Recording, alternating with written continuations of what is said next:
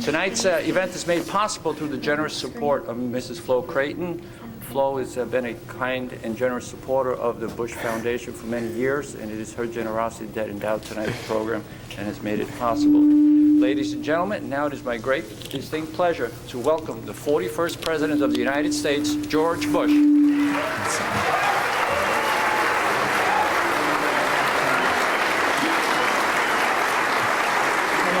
Thank you all very much.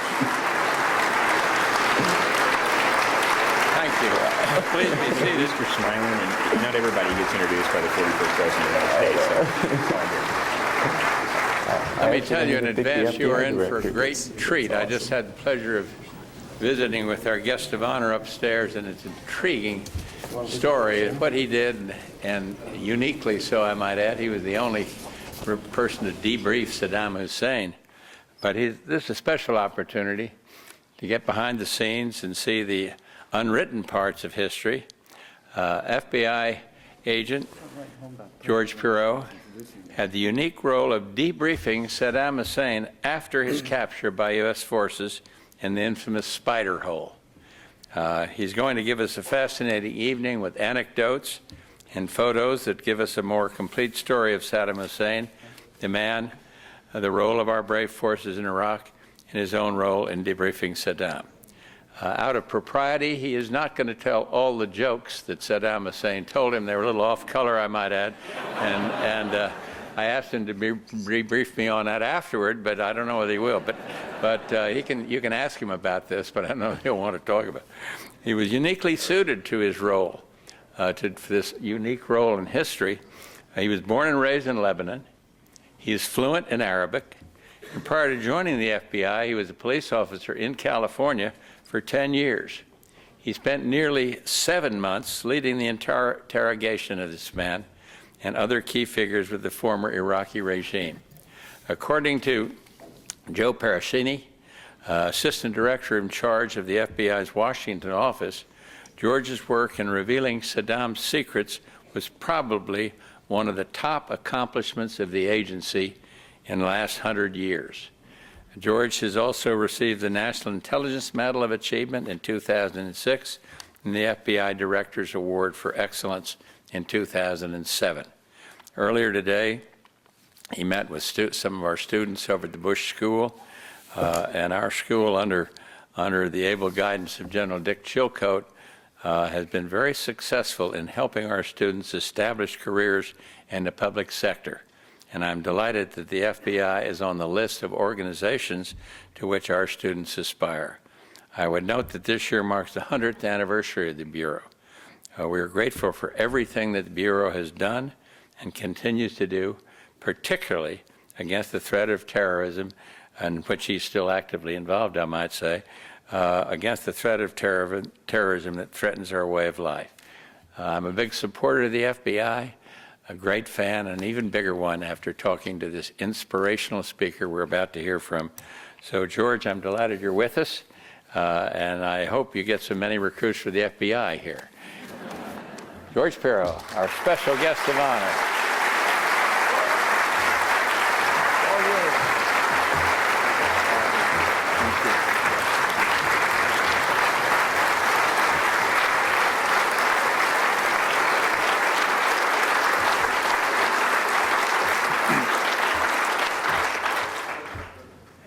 Thank you very much, and I was told to say howdy. Howdy! Good evening. It is truly a privilege and an honor to be here with you this evening. It really seems like only yesterday that I was sitting in a small windowless prison cell looking into the eyes of one of the most brutal dictators of our time. Tonight I'm going to share with you 3 stories about that unique historic event. First, I'm going to tell you how out of all of the FBI agents, they picked a nice guy like me to interrogate Saddam Hussein for 7 months. Next, I'm going to tell you about the man behind the name and his personality. And then I'm finally going to tell you about how I used cookies to interrogate one of the most hated and heartless men on earth. So that's kind of going to be really what tonight's event is going to be. Of course, Saddam was captured on December 13th, 2003 by U.S. forces in Al-Ajwa, which was his hometown where he was born and raised. Initially, the Secretary of Defense asked the CIA to conduct the interrogation of Saddam Hussein. But everyone immediately recognized that Saddam needed to face prosecution for the atrocities that he was responsible for. And really the only agency that is capable of doing that, both collecting intelligence, which was our primary objective in the interrogation of Saddam, yet be able to prosecute someone like Saddam who had committed the atrocities that he had committed, was the FBI. And as a result, the FBI was asked to formally take over the interrogation. And at that point, the FBI looked through its ranks of agents to pick who they thought would be the best candidate. Immediately, the FBI recognized that they needed someone that could speak Arabic, as Saddam did not speak English, and they felt that that skill would really increase the likelihood of success. In 2003, there were approximately 12 FBI agents that could speak Arabic. So you could see how my chances dramatically improved at that time. They needed someone that could work with and get along with the CIA. And apparently that list is actually shorter than our Arabic-speaking list. They needed someone that was familiar with Iraq and Saddam and his regime. And I had already been to Iraq. I had served in Iraq for the FBI April of 03 through July of 03, actually working this target and his regime. So I was very familiar with it. And they needed someone that was a good interrogator. Not that I would consider myself a good interrogator, but as a police officer and at one point working homicide, I had the opportunity to do numerous interrogations and was qualified. So my name made it to the top. And was very, very fortunate to have been selected. I received the call on Christmas Eve, December 24th, 2003 at 5 p.m. I remember it because I was still doing my last-minute shopping. I know I just heard that earlier, typical man, still waiting till the last minute, and was selected. My team and I were then immediately deployed to Iraq to take over the interrogation right after the holidays. We immediately recognized the challenges that were associated with this type of interrogation. It was a very unique interrogation in the sense it was going to be a long process. It turned out to be 7 months, but Saddam was immediately given enemy prisoner of war status, rightfully so, as the commander-in-chief of the Iraqi military. He was entitled to that benefit, but what it meant for him was that he didn't have to answer questions. Under the Geneva Convention, and EPW as they're referred to, does not have to agree to an interrogation or answer any questions. So we had to be aware of that and overcome that and hope that he did not invoke those rights. He was very aware of what we were going to ask him. We had made our case very clear to the entire world when Secretary of State Colin Powell basically spelled out our reasons of going to war with Iraq. That he knew he was going to be prosecuted. President Bush had made it clear that if Saddam was captured alive, that he would face a prosecution for the atrocities that he was responsible for. The insurgency was a huge challenge for us because he could hear the insurgency taking place just outside of the detention facility where he was being held. And finally, his own counter-interrogation skills. Going up through the ranks within the Ba'ath Party when he was a young man, he was in charge of the security service, and he told me he was a master interrogator. I can tell you he probably didn't use the same interrogation techniques I did, but still he was very good at countering our efforts. This is one of his favorite photos, by the way. This is him celebrating winning the election on October 2002, where he received 100% of the Iraqi vote. I should mention, though, he was the only candidate on that ballot.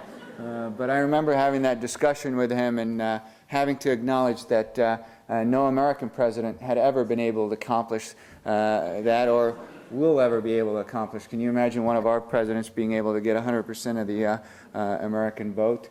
I mean, American Idol has our best voting record, and we don't get anywhere close to these numbers. This is Saddam at 12. This is the youngest photo available of Saddam. He was born in Al-Ajwa, as I mentioned, his hometown, on April 38, 1937. Joined the Ba'ath Party in 1956. Made his mark within the party in 1959 when he attempted to assassinate the then Prime Minister of Iraq, Abdul Karim Qasim. Actually, that assassination attempt failed, and Saddam was wounded and had to make what he always loved to describe as a daring escape. He fled Baghdad on a motorcycle, went back to his hometown where he felt safest. Again, that's where he fled again in 2003 and was able to avoid capture for some time. Stayed there for a little bit and then rode or fled Al-Ajwa through the desert on horseback, swam across the Tigris River with nothing but a blade between his teeth and his clothes on his back, exiled in Egypt for many years until the Ba'ath Party came to power and he was able to return. In 1979, he had positioned himself and put himself where he was able to take complete control over Iraq and become the head of state for 34 years. And what I mean by taking complete control, he had become the president, the premier, the prime minister, the commander-in-chief of the Iraqi military, and the chairman of the Revolutionary Command Council. Really every key position, isolated him under his authority and maintained him for 34 years. The one thing about Saddam that we knew as we looked at this interrogation was that historically Saddam did not respond to ultimatums. So we knew we weren't going to be able to scare Saddam into wanting to cooperate with us or provide us the intelligence that we needed. Ultimatums failed in 1990, leading to the 1991 war, and in 2002, leading up to the 2003 war. When we first dealt with Saddam initially, he was not ready to listen to anyone. He had two major traits that we had to overcome for us to be successful. One, his perspective. However flawed it was, whatever he thought was always right, whatever everybody else thought was always wrong. That's how he saw things. He was always right, everybody else was always wrong. And for 34 years, it had worked for him. Second, he had an incredibly low tolerance for criticism. Not very accustomed to it, as you can imagine. The last documented criticism he received was in 1982 during a staff meeting, and it was by his Minister of Health. He was immediately killed after that meeting, which pretty made it clear for everyone, don't criticize him. Now, in our case, he couldn't have us killed anymore, but he still had a very powerful tool in the sense that he didn't have to talk to us. So we had to overcome these two traits slowly, but necessary for us to succeed. People ask me, wow, how do you deal with someone who thinks that they're always right and can't take any criticism?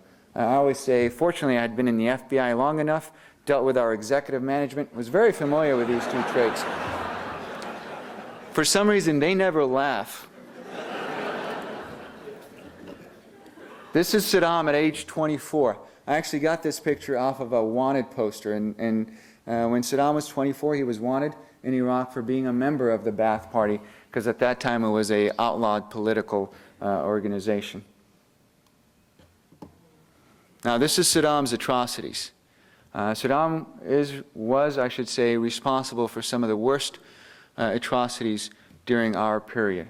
First documented use of chemical weapons against an entirely civilian population on April 16, 1987, during what was called the Anfal campaign. Anfal meant spoils, the spoils of war, and that's how the Iraqis looked at the Kurdish population that lived along the Iraqi-Iranian territory. It was a 2-year campaign to really wipe out the Kurdish population. It is an estimated 100,000 Kurds were killed during that period. Of course, one of the most significant events was the gassing of the Kurdish town of Halabja, which is where this photo was taken from. It is estimated 5,000 women, children, and the elderly were killed because they could not escape the pending attack. The Iraqi military used sarin and mustard gas on its own people to try to eliminate that population. Of course, the invasion of Kuwait, August 2nd, 1990, goes down in history. And then the occupation of Kuwait that followed until he was driven out of Kuwait by the coalition in 1991. However, during that occupation, his forces committed numerous atrocities. They would line up people and publicly execute them to eliminate any potential of a uprising or a revolt against the Iraqi occupation of Kuwait.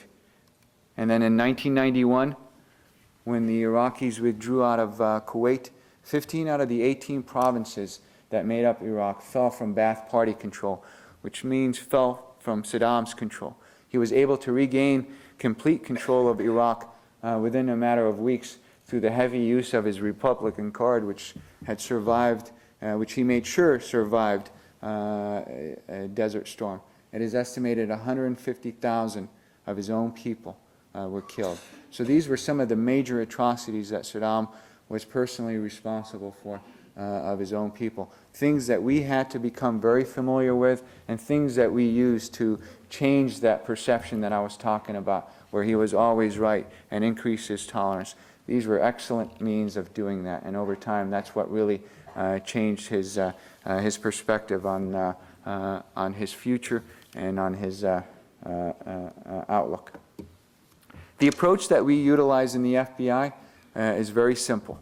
It's called a rapport-based approach. It's the only approach that we utilize. It allows the interrogator to develop a rapport with the subject. It's a means to identify the personality traits or vulnerabilities of the subject so the interrogator can use them to further the interrogation. It also allows the interrogator to establish a baseline, or as Behavioral Analysis Training Institute refers to as a truth-telling style. We all have a particular manner that we answer things truthfully. The key in an interrogation is identifying that, remembering that, and when you ask those difficult or sensitive questions, if people deviate from that truth-telling style, then they're, of course, lying to you. And that's what we did with Saddam. We used a rapport-based approach. It was a long-term. We identified his vulnerabilities. Some of them were extremely easy to figure out. Of course, his self-inflated image. He saw himself as a great leader. Iraq is the cradle of civilization, and Iraq has had some of the most important advances of our modern time. As a former police officer and now as an FBI agent, I have a tremendous respect for the law. The first criminal code was developed in Iraq under King Hammurabi, and it is still the basis of our modern penal code system. King Sargon developed the first formal military and first formal military empire in Iraq. Salah ad-Din recaptured Jerusalem from the Crusader. King Nebuchadnezzar, and that's where Saddam saw himself, in that same category as these great leaders. And that's what we recognize, and that's what we did. We used those leaders against him. Of course, his image as a strong Arab man. I can tell you, of being of Arab descent, that is very important for an Arab male to be viewed by his family, his tribe, his clan as having that strength. And that's what really mattered to him. That's why I've included this photo here particularly, because this is a photo of Saddam swimming across the Tigris River, and he would do that every year on the anniversary of his daring escape in 1959. He would swim across the Tigris River just to demonstrate his strength, that he was still the strong man of Iraq to his subordinates and to his people, and would do that just so that nobody forgot that. His preoccupation with his legacy. He told me he cared more about what people thought about him 500 or 1,000 years than they did that day that I was talking to him. So in his mind, he was going to go down in history. Whether he does or not, I'm not sure, but there was clearly no question in his mind, and he was preoccupied with that. This is how he saw himself. This is his favorite photo of himself. A warrior. Here he is in a military uniform, and would wear a uniform quite a bit. Even though he never really served in the Iraqi military, he was denied entrance into the Iraqi military academy in the early 50s.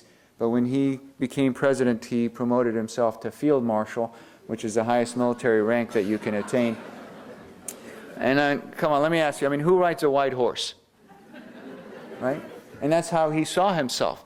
is that knight shining armor, that hero. He had a sword, just as Salah ad-Din did, because that's how he saw himself, as that third best warrior in the Arab world or in the Islamic world. Third to Prophet Muhammad being one, Salah ad-Din being number 2, and Saddam Hussein being number 3. And this is his favorite photo, and would start every military parade in that. I studied this photograph quite a bit and looked at how could I use this photograph to further my interrogation, because my team and I were responsible not only for him, but every other high-value detainee that was in U.S. custody. We had to interview every one of them, not only for intelligence, but to further our overall interrogation of Saddam, to develop that subject matter expertise. And I looked at this photo, and it came to me. I thought, how cool would it be if I showed up my first day to the prison riding a white horse, right? Everybody would get it. He's out, I'm in, old guy out, new guy in charge. Pretty clear not only to him, but every other detainee. So I called the FBI. I said, hey, I need a white horse. You said I could have whatever I want for this assignment. And they said, absolutely. That's why we picked you, George, because you think like that. Unfortunately, we were having budget cuts that year, and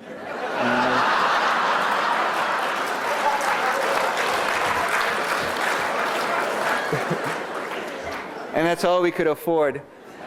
But we still made it work, as we do in the FBI. His other vulnerabilities was his mother. I could tell you, again, being of Arab descent, the most important woman in an Arab man's life is his mother. And my younger brother is sitting here in the audience, and he can also tell you, my mother, our mother, reminds us of that on a daily basis. She always, she is the most important woman in our life. And recognizing that, in addition, he actually never knew his father. His father died just before he was born, and his mother raised him, and as a result, he loved his mother dearly. When she died, he actually built her a huge monument in Tikrit to honor her. And that's what I did. I talked about my mother and all of the things that she taught me, how to be a strong Arab man, and the value of our tradition, our culture, how rich it was, and everything. And he actually could see that it was genuine. The love and admiration that I have for my mom is real and truly connected to it. He actually told me he could visualize what my mother looked like.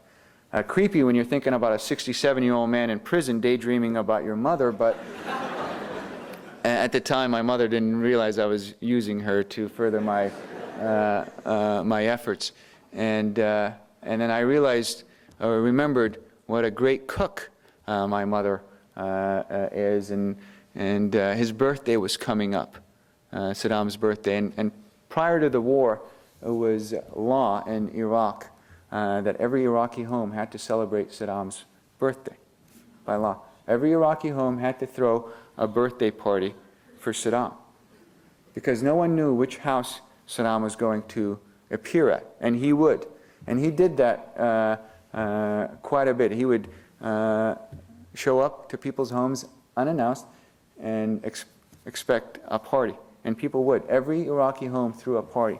So, of course, when he was captured, on April 28, 2004, there was a lot made of that the Iraqis no longer had to celebrate his birthday. And there was a lot of attention in the media to that. Of course, we made Saddam very aware of that the Iraqi people didn't really love him as much as he thought, and that they were actually celebrating not having to celebrate his birthday. And all day we were making that clear to him, because we wanted him to realize it and almost feel depressed by the fact that of the reality of his situation and what really the Iraqis felt for him. What I had also realized, though, that at some point, though, I needed to bring him back up. And my mother made her what I like to think are her world-famous cookies. And she didn't realize, of course, she was making them for Saddam Hussein at the time. and she FedExed them for me from California, and they arrived, and I shared those cookies with him, and that was the turning point. I'm kidding, that wasn't really the turning point, but I always tell my mom they were, so we can't really let that go to her. Yeah. So actually she was very upset when she realized I used her cookies or shared her cookies with Saddam. She actually hit me, but different topic. So we looked at those types of vulnerabilities, and finally his age. What I mean by that, in the Arab culture, the older you are, the wiser you are, and that is the belief. So I had to overcome my young age. I like to think I'm still a pretty young. So I brought him back to when he was my age. When he was my age, actually, when he was a little younger than me, he was the vice president. When he was a little older than me, he was the president. That when he was at his best, at his peak, and that's what I did. Is I brought him back during that period and kind of show that connection. And those vulnerabilities we exploited for nearly 7 months in our efforts to interrogate Saddam. Of course, everybody wants to know, what did Saddam say? As you can imagine, the most important thing was regarding Iraq's weapons of mass destruction. Our objective was to find out what Saddam's intentions were, and why were we wrong regarding our intelligence on Iraqi's WMD. I can tell you, Saddam looked at WMD as critical for Iraq's sovereignty. He needed it for him to stay in power, or that's what he thought. He had utilized it during the Iran-Iraq war because Iran threatened Iraq's sovereignty. And it was that capability that forced the Iranians to the negotiating table in 1988 and to sign that ceasefire between the two countries. He thought that if the Iranians knew how weak and vulnerable he had become when he had lost that capability, some of it to the inspectors, some of it to his own unilateral destruction, that nothing would have prevented the Iranians from re-invading and taking southern Iraq, which in his paranoid mind was something that they have always wanted because it had the two holy Shiite places. He believed that he was facing a regional threat from Iran, and that was who his biggest threat was, and every effort was made to protect himself from the Iranians. He told me that if he would have allowed inspectors in, they would have revealed his secret, and as a result, he misled the entire world regarding his WMD, and it was very deliberate. In June of 2000, he gave a very important speech where he said Iraq would not disarm until others in the region disarmed. A rifle for a rifle, stick for a stick, a stone for a stone. And that's what he was saying. He was trying to send that message to the Iranians to say he was still as dangerous and still as strong as he was in the 80s when he forced them to negotiate with him.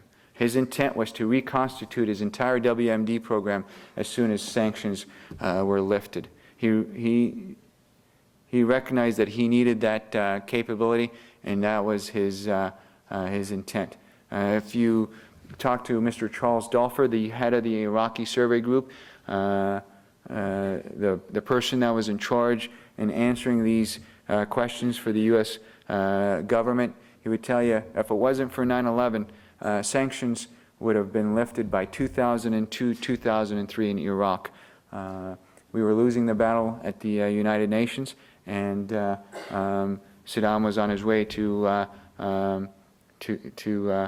successfully get them lifted. So from our perspective, we were able to answer the key questions that was asked of the FBI regarding WMD, get him to tell us exactly what his intent was and what why we had the intelligence that we had. He had isolated himself. He knew how we collected our intelligence because he was our ally in the 1980s, and we had shared our intelligence. And if he allowed his generals and political leaders believe that he still had that capability, then that would be projected out to the rest of the world. And that's what happened. It was a very deliberate part on him. He admitted that he miscalculated President Bush. He did not expect President Bush to invade Iraq in 2002. He did not realize that President Bush intended to force a regime change in Iraq, and that's why he was resistant all the way up till the end. He expected us to carry out another aerial strike as we did in 1998 under Desert Fox. He knew he could survive that, and that's what he was counting on. Only once he realized that President Bush intended to invade and force a regime change in Iraq that he changed his position and allow inspectors in. But by then it was too late. And he did recognize that he really miscalculated President Bush's intent and resolve. From our perspective, we feel like we answered every requirement that was asked of the FBI. In addition, as I mentioned, we interviewed other key figures in the former regime. Some of you may recognize this individual. This is Tariq Aziz on your left. Tariq Aziz on a good day. On your right, Tariq Aziz's booking photo, as we refer to it in the FBI. Tariq Aziz and other high-value detainees were interviewed, and they all implicated not only themselves but Saddam and the atrocities that he and the rest of the regime were responsible for. This is probably one of the worst. This is Ali Hassan al-Majid, better known as Chemical Ali. Earned that name for his role in gassing the Kurds in the 80s. He's the one that Saddam looked at to carry out the invasion of Kuwait and the occupation of Kuwait in 1990. This is the guy that Saddam looked to when he wanted his two sons-in-law murdered. And probably his most trusted right-hand person. We interrogated him as well, and were able to get admissions from him implicating not only himself but Saddam in the atrocities that I mentioned. On June 28th, 2004, the new Iraqi government came to power, and one of the first things that they did was ask for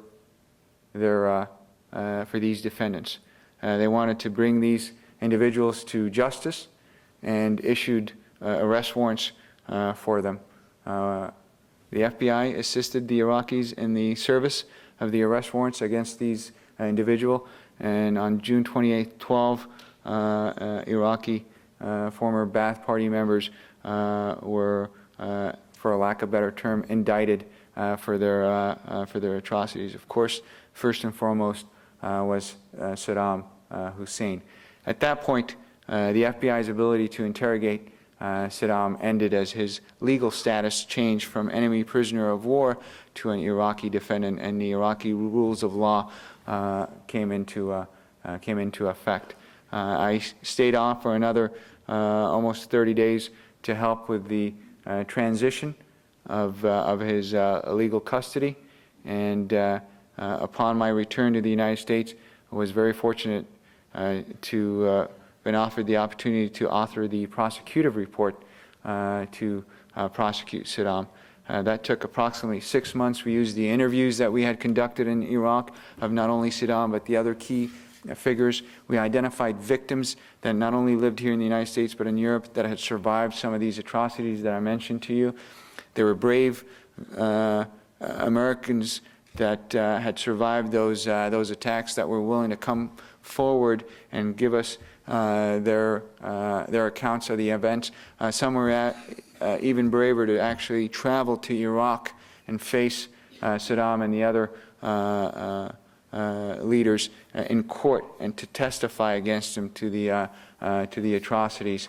That prosecutive report that the FBI prepared in the traditional FBI format, utilizing every capability that we had At that time, we used the same standard that we have here in the United States. Our belief was that if that report could stand U.S. court scrutiny, it could stand any court scrutiny, and that's the basis that we used. We authored it and then provided to the Iraqis that was utilized to lead to his prosecution, conviction, and eventual execution, which was on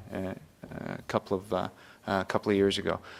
So that's really Saddam, the person.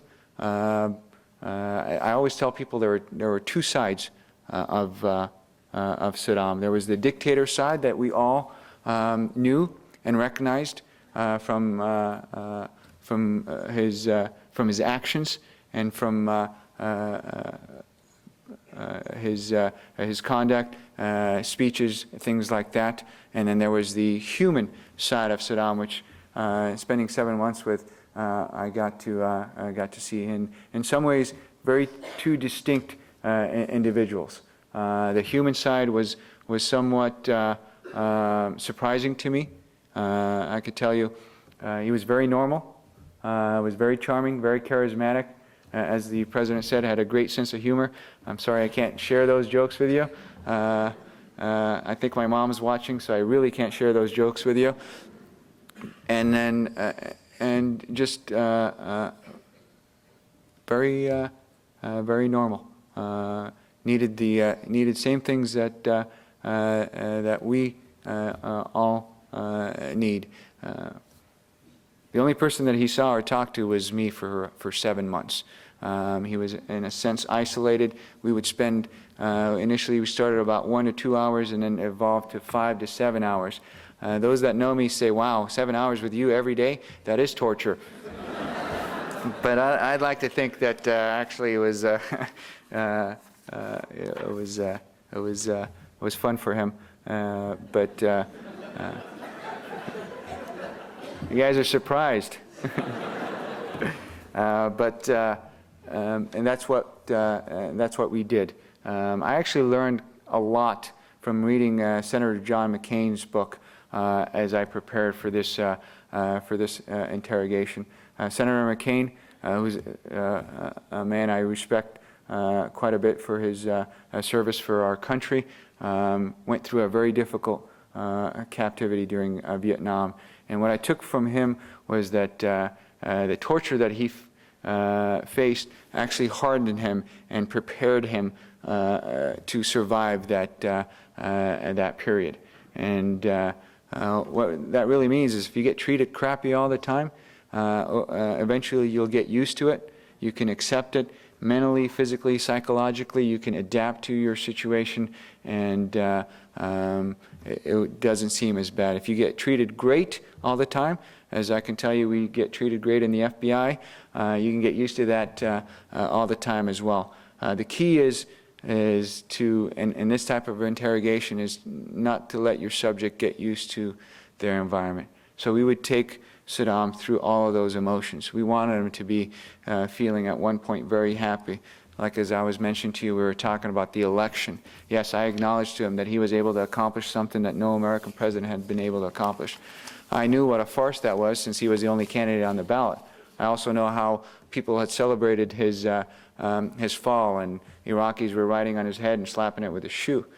And there was going to be a time where that was going to be very effective. And we utilized those videos against Saddam in the interrogation. We forced him to watch. But whenever it was possible, we would take him through those. The cookies is a perfect example, his birthday. Events like that. So he never really adapted to his situation. I was just recently asked, what did he think about his sons? I could tell you his sons were a great gauge of how we were doing in the interrogation. When I first asked him about his sons, he painted them as heroes, martyrs, died for what they believed. How could he ask the Iraqi people to give up their sons if he wasn't willing to do the same? That was how he painted them. Of course, over time that changed. As we were making progress, that changed. I knew we were doing well when I was really pressing him on his two sons, and he finally said, "George, stop. you're giving me a headache. You don't get to pick your kids. You're stuck with what you get. And I was thinking, wow, did I just hear him really say that? So that really, to me, was indicative of the progress that that we were making with Saddam. But I want to make sure I leave enough time for questions. I want to thank you for this tremendous opportunity to be here with you this evening. It is truly an honor and a privilege.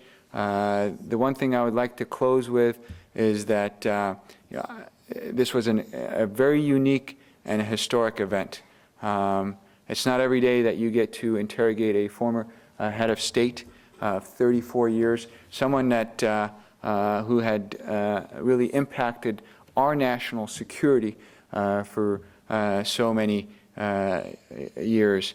Yet, for me, is just another example of what the FBI does on a daily basis. It's a historic accomplishment, not for me, but for the FBI as we celebrate our 100 years. And would just like to leave you with that note that this is not really a success on my part, but a success on the FBI. Thank you very much for your. I definitely thought the punishment was fair, just, and appropriate. However, having gotten to see the human side of him, I did not enjoy the execution at all. I've only seen it once, and I really have no intentions of seeing it, even though I do truly believe that it was a very appropriate punishment for what he was responsible for. Yes, sir. What were Saddam's views on 9/11 and Al-Qaeda? Good question. I'll try to answer as much as I can. The majority of Saddam's interrogation has been declassified. There are certain aspects of it that are still classified. So you'll kind of see me dancing around your question. But in regards to 9/11, his response was he was very remorseful for the attack, or I should say for the American people. He was very saddened by the attack and by the events of 9/11. However, he always referred to the war as a war that never really ended in 1991. When he and I talked about the war was 14 years. For us, the war ended in 1991 when the treaty was signed in the desert between our general and his general. But for him, it continued. So, and he said, whenever you have two states that are in a war, there are no diplomatic relations. So he never sent his formal condolences to the attack, but had Tariq Aziz write two personal letters, one of them to the former Attorney General Ramsey Clark, passing Iraq's condolences for the attack. Iraq was not involved with the 9/11 attack at all. That was strictly an Al-Qaeda operation. But regarding the Iraq and Al-Qaeda's relationship, that's still unfortunately classified. Are there any additional questions? If not, that'll conclude our program for tonight. I would ask that our guests in the adjoining auditorium please remain seated so the President and Mr. Piro can visit with you. Ladies and gentlemen, thanks again for being with us. That concludes our program. George, thank you, and we wish you all the best. Thank you.